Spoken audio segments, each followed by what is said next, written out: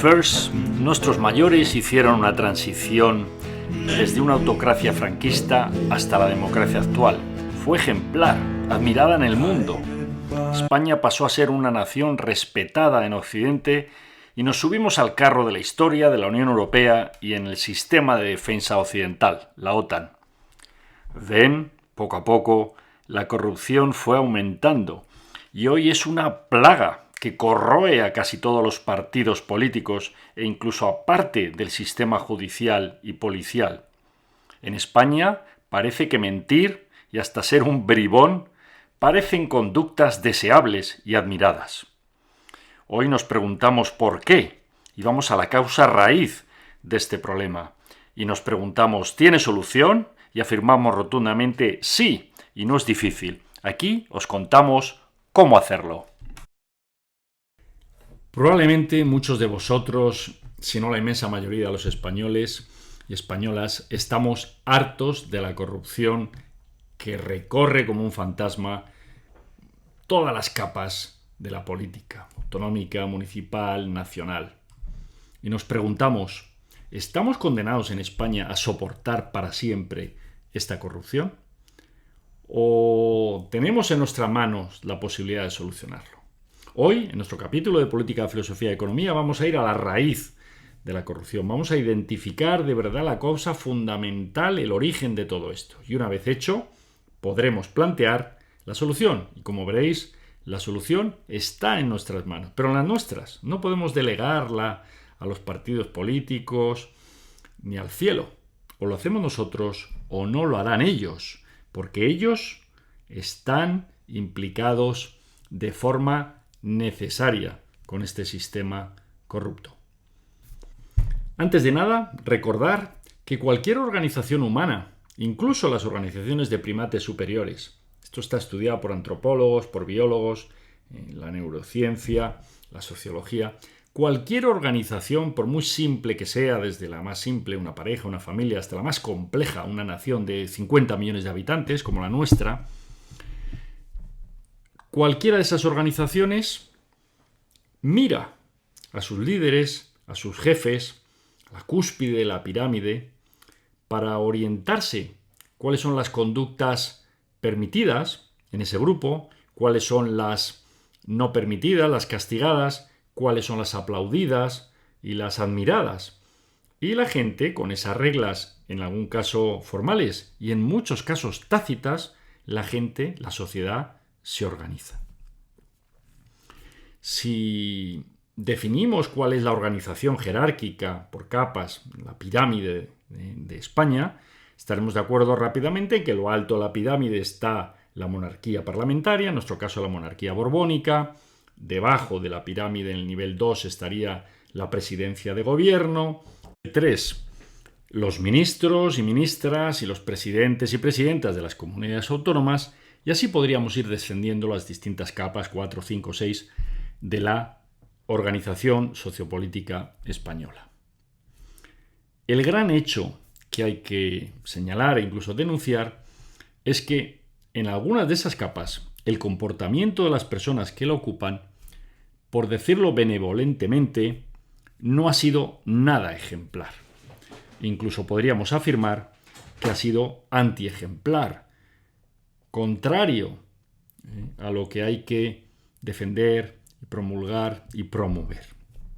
Comenzando por la Casa Real, Juan Carlos I de Borbón. Es evidente que su comportamiento en la última época de su reinado fue terrible.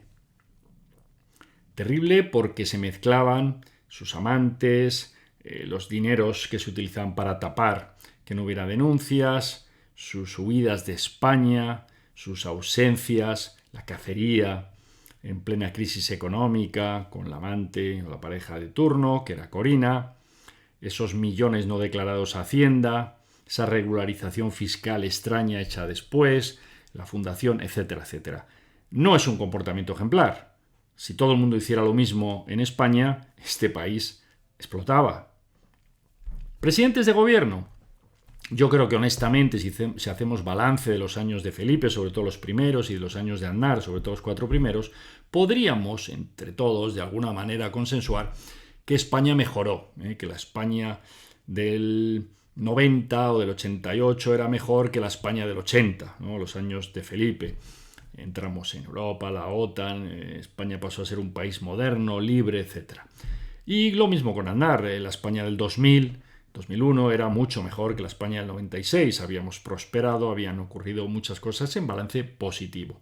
Y los comportamientos de Felipe y de Aznar durante todos esos años, los primeros, me refiero, los 8 primeros de Felipe y los 4 primeros de Aznar, fueron bastante ejemplares, sin ninguna duda, en todos los terrenos. Moral personal, moral política, ética política, eficacia de sus gobiernos, etc.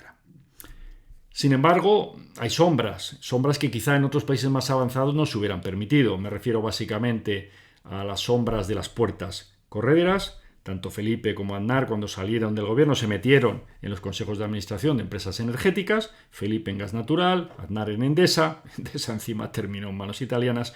¡Qué vergüenza!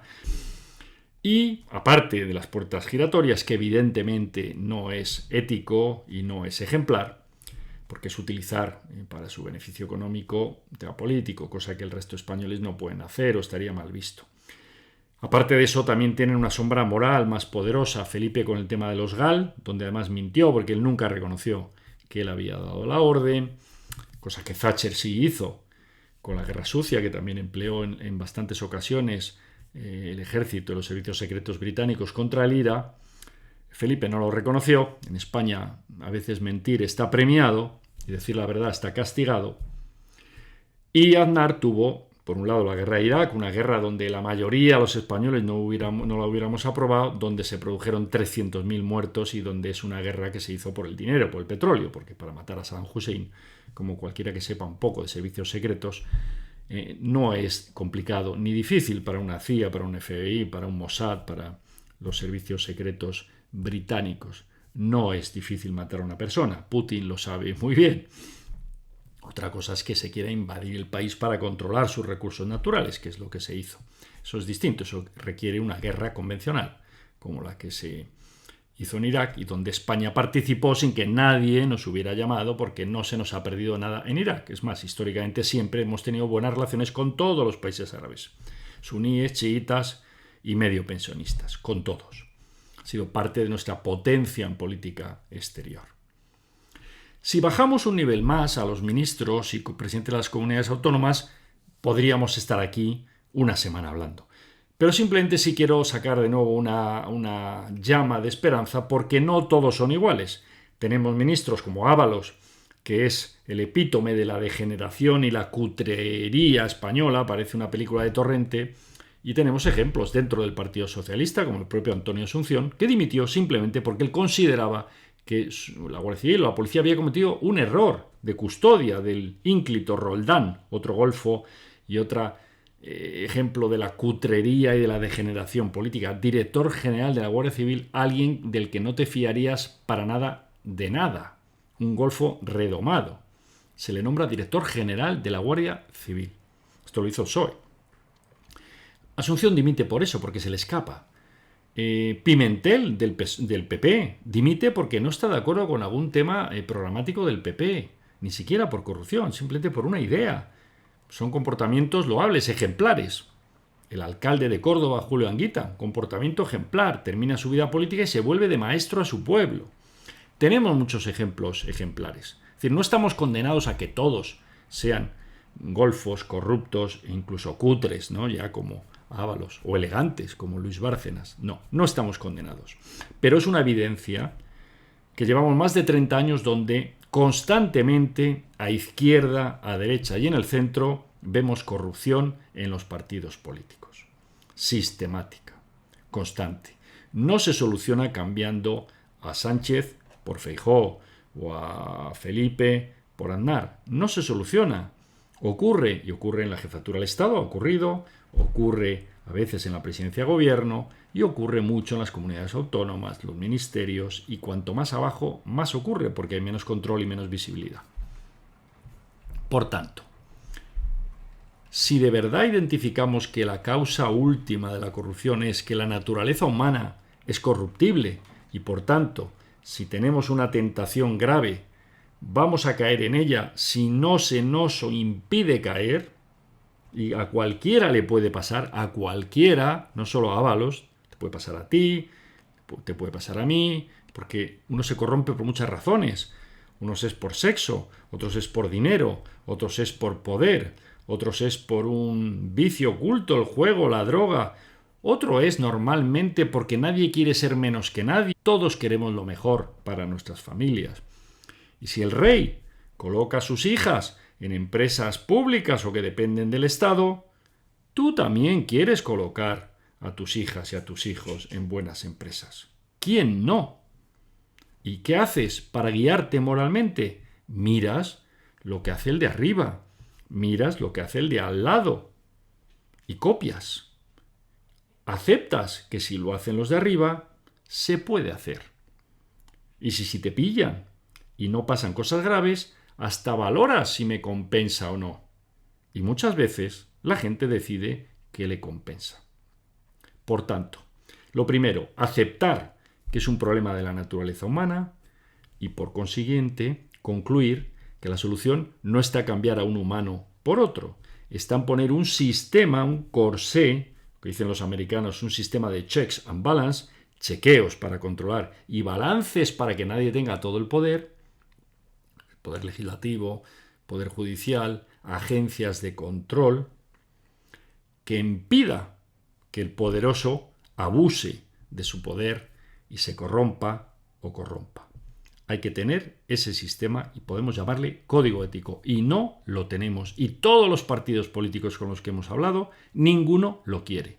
Porque todos colocan a sus afiliados, a sus amigos, a sus sindicalistas, a sus amantes, a sus hijos, de forma que todos utilizan lo público para beneficiarse a nivel privado. Todos los partidos, no todas las personas en el partido. Ya hemos citado a Anguita, a Pimentel o a Antonio Asunción, por hablar de uno de la izquierda extrema, del PSOE o del PP. Pero los partidos, todos lo han hecho, porque viven de eso, porque el sistema está diseñado de esa manera. Si no juegas con esas reglas, pierdes, tu partido pierde, sale del juego. Por tanto, todos se financian con las recalificaciones del suelo público. Todos utilizan sobresueldos o sueldos públicos para intereses del partido, no del país. Todos sin excepción. Porque pueden. No porque sean malos o buenos. Eso es una cosa para niños pequeños. Lo hacen porque pueden. Y solo lo dejarán de hacer cuando no puedan hacerlo. Es así de simple. Y la última consideración. ¿Es posible instaurar ese sistema ético, ese sistema de checks and balance, de separación de poderes y de control del poder en el actual sistema del 78?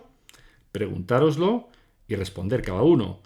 Pero la respuesta nuestra, después de analizar mucho, durante mucho tiempo, años, es que no es posible. Hay que cambiar las reglas del juego. Este juego está trucado. Y para cambiar las reglas del juego, desde la cúspide del sistema, la monarquía, hasta la base, la recalificación del suelo en cualquier ayuntamiento de España, por hablar de la vivienda, para conseguir eso hay que cambiar la Constitución y algunas leyes fundamentales en torno a ella, sin ninguna duda. Hace falta un nuevo pacto constituyente. Y además los españoles que vivimos ahora y que somos mayores de edad, ninguno prácticamente participó en aquel sistema. Punto 1. Punto 2. Aquel sistema se diseñó con presiones externas muy poderosas. Los herederos del franquismo querían mantener un poder absoluto, la cúspide militar estaba bastante incómoda, había ruidos de sables, ETA asesinaba hasta 100 personas al día, es decir, presiones por todos los lados. Ahora no tenemos esas presiones, ahora estamos en Europa, ahora somos una sociedad madura, democrática, razonablemente democrática, no mucho. Podemos hacer y debemos una constitución mucho mejor, mucho más avanzada del siglo XXI y que nos permita ser un trampolín que lleve a España al lugar que le corresponde en la historia, que no es ser la nación 15 y bajando. Hemos sido la principal del planeta, hemos sido el número 1 durante más de 100 años. Tenemos esa tradición del Imperio Romano, la influencia positiva de las mejores culturas de la historia Y nuestro papel y nuestro lugar en el mundo, después de hacer la primera globalización, con la presencia de nuestra lengua, con nuestras virtudes a pesar de todo esto, con nuestra creatividad empresarial, nuestro lugar no es ser el 15 del planeta. Nuestro lugar es estar por encima de Italia, que está en el G7, nosotros no. Por encima de Canadá, que está en el G7, nosotros no. Por encima quizá, de Francia, que es la quinta potencia del mundo. Y estar al nivel similar al que está el Reino Unido, con su relación especial con Estados Unidos. A eso debemos aspirar. Menos es no desarrollar nuestro potencial. Menos es como si Nadal se conformase con ser el jugador 15 del ranking mundial. No, tiene que aspirar a ser el 1 o el 2. A lo mejor te surge un Djokovic o un Federer que te gana. A nosotros nos va a ganar siempre Estados Unidos, nos va a ganar siempre China. Pero no nos tienen por qué ganar siempre los demás. Tenemos que aspirar alto. Nuestra historia lo justifica, nuestra cultura, nuestros valores y nuestra potencia intelectual, cultural y humana. Vamos allá, libre pensadores.